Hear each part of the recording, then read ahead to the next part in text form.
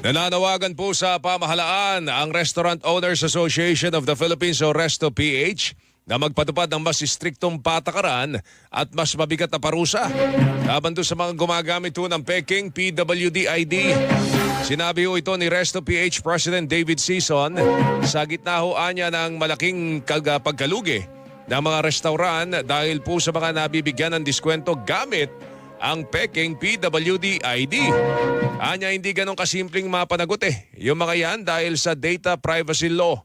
Binigyan din ni Sison na may mga may-ari ng restaurant ang bumabalikat po sa 20% discount at hindi ang gobyerno. Itong mga diskwento na to, ito ay hindi na-reimburse sa mga negosyo. Nagagamit lang to as a tax deductible. Pero yung 20% na yan, hindi po yan na-reimburse. So kung may 1,000 ka, 200 pesos ton, 20% is Opo. 200 pesos.